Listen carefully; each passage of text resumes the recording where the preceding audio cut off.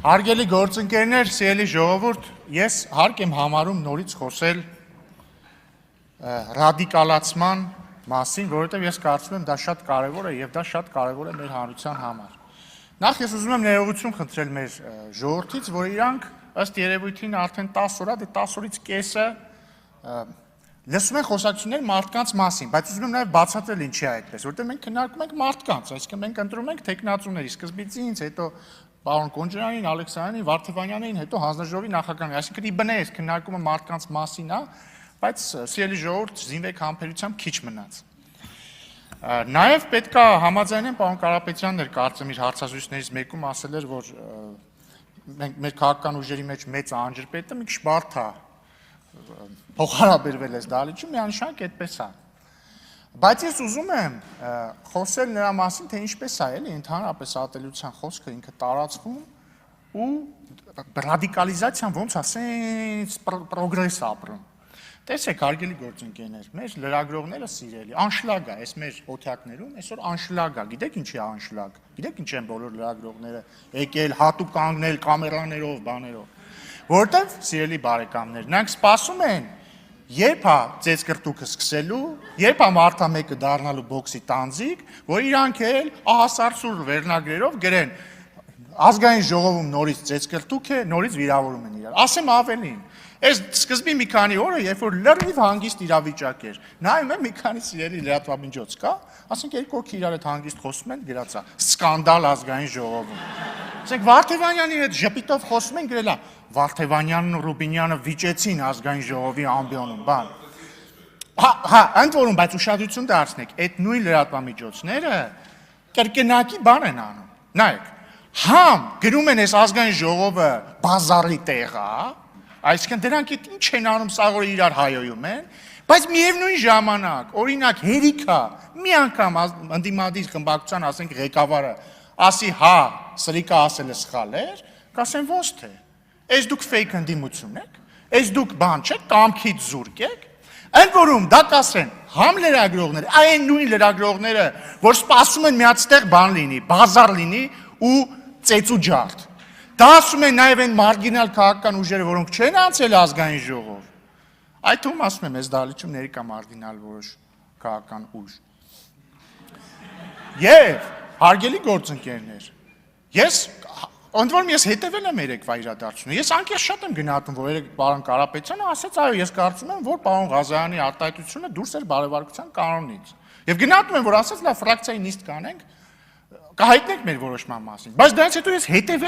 ես հետևել եմ լրագրողների, այդ մարգինալ քաղաքական ուժերի արձագանքներին, որ ասում են, ոնց դուք ուզում եք բարեկրթության մեջ մնաք, ոնց կարելի է ասել, չէ, լավ է արել։ Այսօր տեսան որ Facebook-յան էջում, որ եկեղեցիներ, բանի, Մուղնի, բյուրականի եկեղեցու հոգևոր հայրը դրել է պարոն Ղազարյանի նկարը որպես հերոս, ասել է շնորհակալ եմ պարոն Ղազարյան։ Աբսուրդ, լիակատար աբսուրդ։ Բայց հարգելի գործընկերներ, ես իհարկե հասկանում եմ, ասում եմ բոլոր քաղաքական ուժերը ունեն ընտրողներ, որոնք նաև ըստ լրություն հարգելի գործընկերներ։ Պարոն Ալեքսան, խնդրում եմ վարեք նիստը։ Հարգելի գործընկերներ, բոլոր քաղաքական ուժերներ ունեն իրանց ընտրողների ցանկությունները եւ բնականաբար մեր ժողովրդի տարբեր հատվածներ չեն սիրում տարբեր քաղաքական ուժերի։ Այդ թվում քարոզարշավի ժամանակ էլ գագաթնակետին է դա հասնում, նորմալ է դա։ Բայց ներողություն խնդրելը վիրավորանքի համար ամենևին թուլություն չի, հարգելի գործընկերներ, բացարձակ թուլություն չի։ Հակառակը դա գիտակցում է, որ մեր ժողովրդի ռադիկալիզացիայի, նկատի ունեմ միմյանց հանդեպ ռադիկալիզացիայի շղթան պետք է կոտրել, այդ շղթան պետք է կոտրել։ Պարոն Վարդևանյանը ամենևին իմ երազանքների ազգային ժողովի փոխնախագահ չի։ Իմ երազանքների ազգային ժողովի փոխնախագահները Ալեքսանյանն ու Կոնջրանյանն են։ Մեկ էլ ես անցած գումարման ժամանակ։ Բայց ես ընտրել եմ Վարդևանյանին, որտեղ ես հասկանում եմ, որ նույնիսկ եթե ինքը իմ երազանքների ազգային ժողովի փոխնախագահը չի,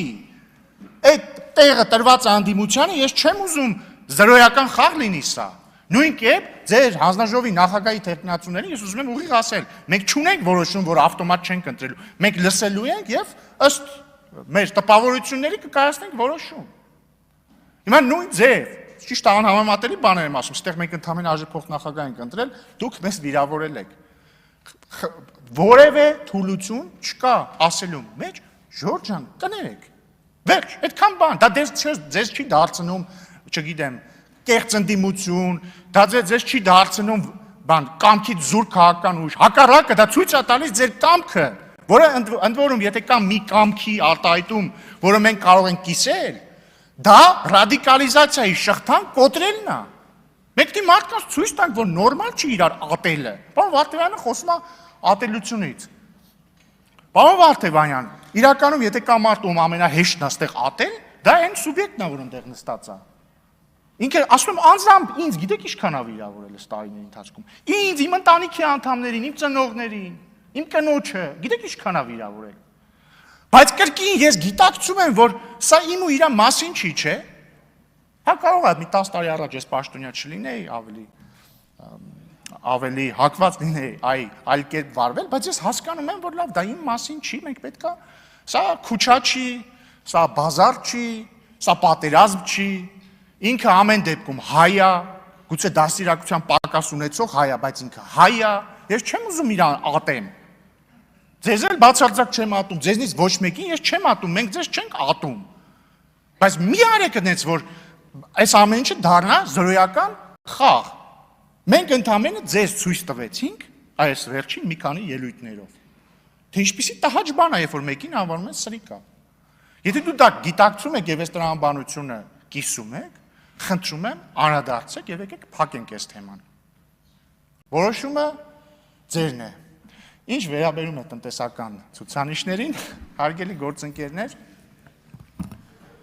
դե եկեք խոսենք թվերով։ 2018 թվականին մենք եկել ենք իշխանության եւ տարեկան միջինը ապահովել ենք, եթե չեմ սխալվում, 7.5% տնտեսական աճ, 7.5%։ 300,000 հավելյալ աշխատատեղ ենք ստեղծել այս ընթացքում։ Ուժեղ Հայաստան կուսակցությունը, երբ որ քարոզարշավի ժամանակ ասում էր մենք ստեղծելու ենք 300,000 աշխատատեղ, մենք այդ 300,000 աշխատատեղը արդեն ստեղծել ենք։ Ընդ որում Ուժեղ Հայաստանը, որի անդամների մի մասը նախկորդ իշխանության ներկայացուցիչներ են, ունեցել են այդ հնարավորությունը ստեղծել 300,000 աշխատատեղ, բայց չեն ստեղծել։ Մենք ստեղծել ենք։ Եվ սա փաստ է։ Եվ ես կարծում եմ, որ եկել է ժամը, ընդ որում այս ամեն ինչը տեղի է ունեցել չընդհատվող կրիզիսների ժամանակ, կովիդ, պատերազմ, ներքաղաքական լարվածություն, էլի ռազմական բախումներ եւ այսպես շարունակ։ Եվ մեր ժողովուրդը պետք է իմանա, որ եկել է խաղաղ վիճակում ապրելու եւ տնտեսական բարգավաճման ժամանակը։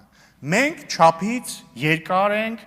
արնահոսել, մտահոգվել, եղել հակամարտության մեջ, եկել է ապրելու ժամանակը։ Իհարկե կան ուժեր, որ ուրախ չեն, ասում են ովքեր են հայերը, որ նորմալ ապրեն ընդհանրապես, հանգիստ ապրեն։ Չէ, իրանք պետք է լինեն, ասենք, սեփ եւ պետք է տառապեն եւ արնահոսեն մեր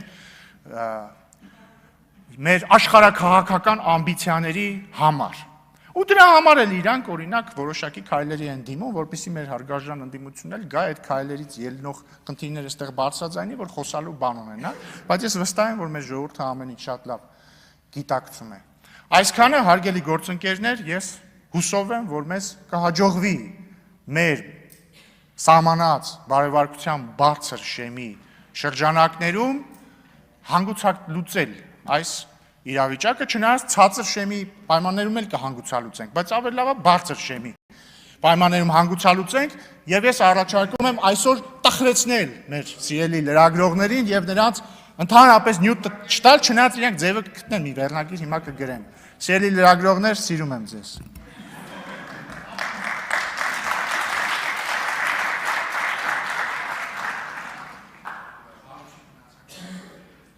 Հարություն Մնացականյան։